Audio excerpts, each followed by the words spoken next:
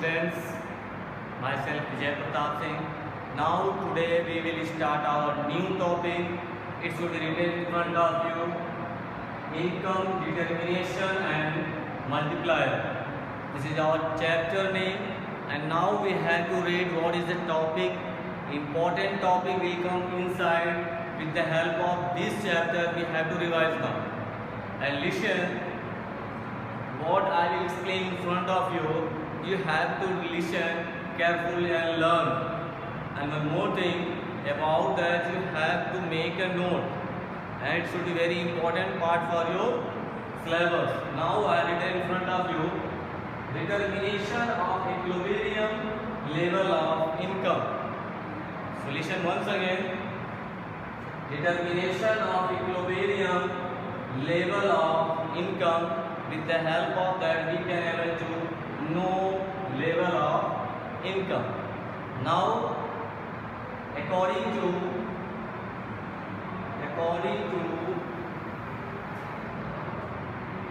Keynesian theorem, equilibrium is determined in terms of aggregate demand and aggregate supply. Dear students, a very important note for you. According to that, you have to make a note and revise. And when questions will come in front of you, you have to solve and make a table and explain with the help of curve also. We have a same process. Once again, listen: aggregate demand and aggregate supply. According to Keynesian theorem, equilibrium is a determination in terms of aggregate demand and aggregate supply.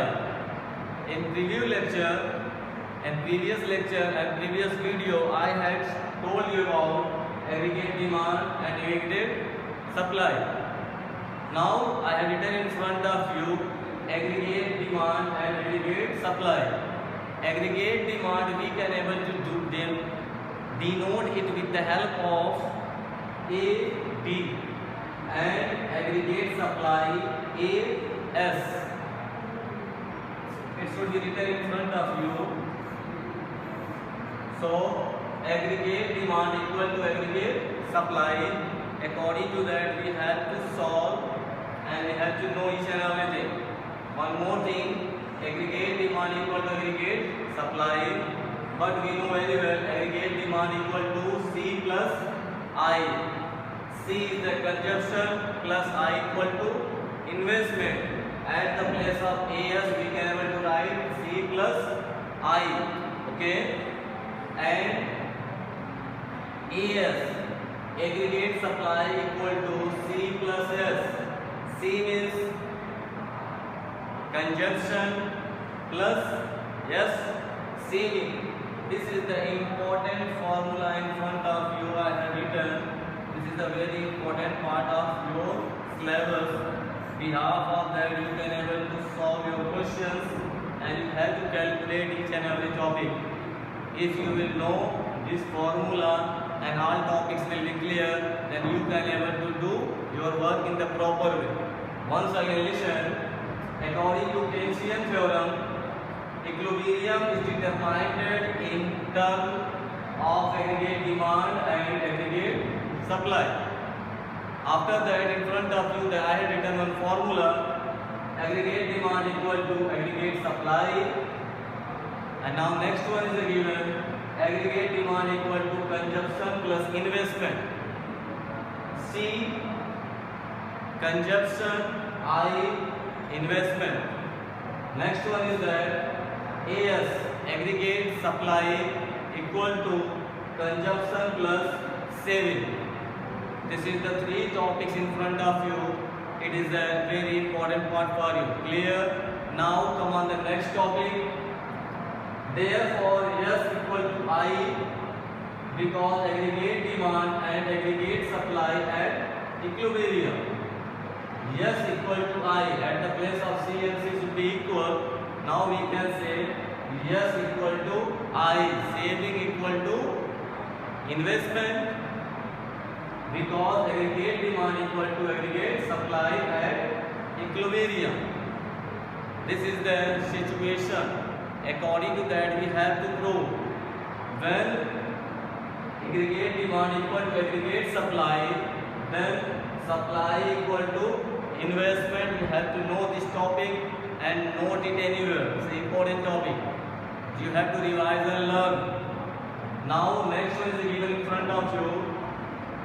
Determination of equilibrium theory.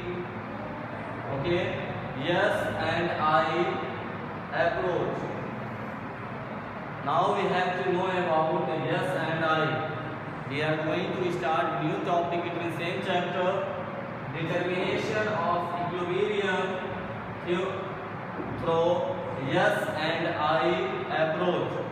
Yes, you know very well, saving. I, investment. Now we have to come on the next topic. Same thing we have to explain from here. Both second side it should be written. According to this approach, equilibrium level of income is determined at a point where plan. According to plan, we will be able to determine it. Once again, listen. According to this approach, the equilibrium level of income is determined at a point where planned. Now we can say aggregate demand equal to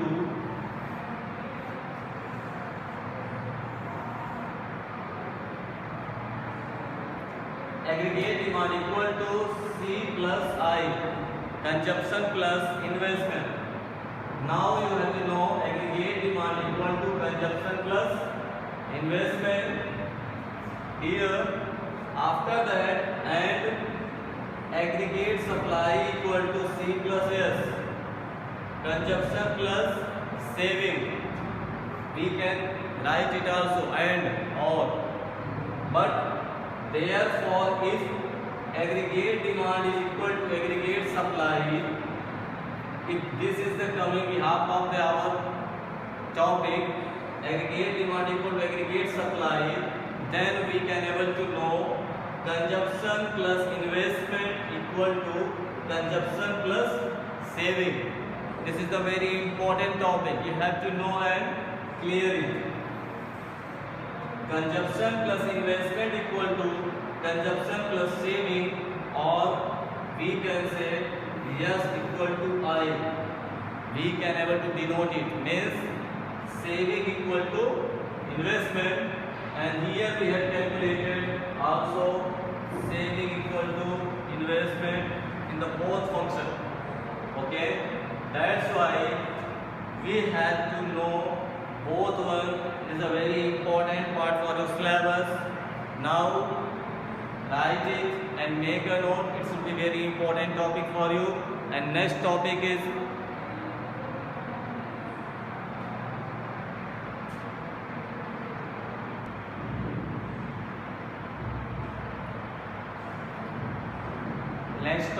given in front of you, equilibrium level of employment.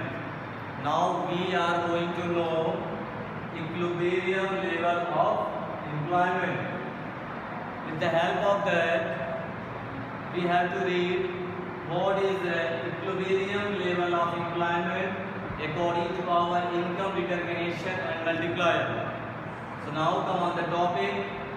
According to possibility of employment level, 3 types of employment level is given. So in front of you I have written 3 types of employment level. First one, full employment level. Second one, under employment level. And third one is given, over full employment level. So now we have to read one by one all 3 topics in detail. So now listen. Full employment level. Full employment level, we will read according to that. Full employment level equilibrium refers to a situation when the aggregate demand is equal to aggregate supply. It's a full employment level. according to aggregate demand is equal to aggregate supply. On that time we can say this is the full employment level. But now in second one, under employment level, in this we can able to know under employment level refers to the situation when the aggregate demand is equal to aggregate supply. But according to under employment, it should be refers in of course the point of full employment level. According to that same process it will be also there according to full employment level. Once again also we can able to write aggregate demand equal to aggregate supply. But under employment level both topics are related to each other. Once again listen, under employment equilibrium refers to a situation when aggregate demand is equal to aggregate supply. And after that third one is given in front of you, over full employment level. In over full employment level we have to read over full employment equilibrium refers to a situation when aggregate demand is equal to aggregate supply beyond the full employment level. Beyond the full employment level, then we can say that this is the over full employment level. There is a small changes are given in all three employment levels. So now dear students, you have to make a note, short list it, make it and make a note. With the help of that you can able to know each and every topic and should be very important part of our possibility of employment level. Now next one is a given.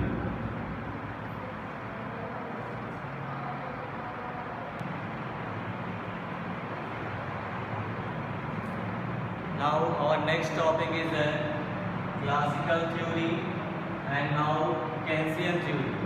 Two types of theory we are reading now here. First one is given in front of you, classical theory. So listen you all, the classical economists believe that full employment is a normal feature of a capitalist economy. Once again you have to listen. The classical economists believe that full employment is a normal feature of a capitalist economy. Behalf of that, we can able to explain. This is the explanation of classical theory. In classical theory, we have to read the classical economists believe that full employment is a normal feature of a capitalist economy.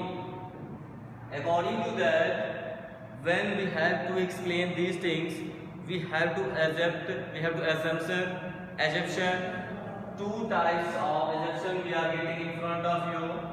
First one, we can say when we are defining this example, we are getting two results. First result, what is given here? Supply creates its own demand. Supply creates its own demand. And second one is given in front of you, wages rate and price of the commodity are flexible. We are getting result from this classical theory. Supply creates its own demand. Okay.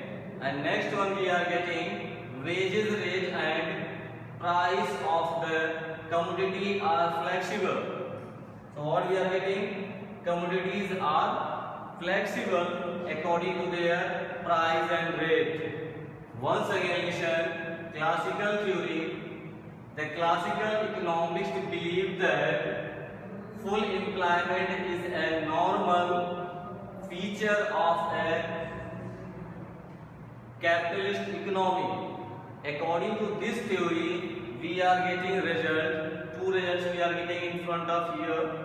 First one, supply creates its own demand. Second, wages rate and price of the commodity are flexible. Two results we are getting after this theory. So it is a very important part for you. You have to write, learn and make a note. And now second one is there in front of you, Keynesian theory. According to Keynesian theory, we have to read here. Keynesian theory believes that full employment is an ideal. Okay?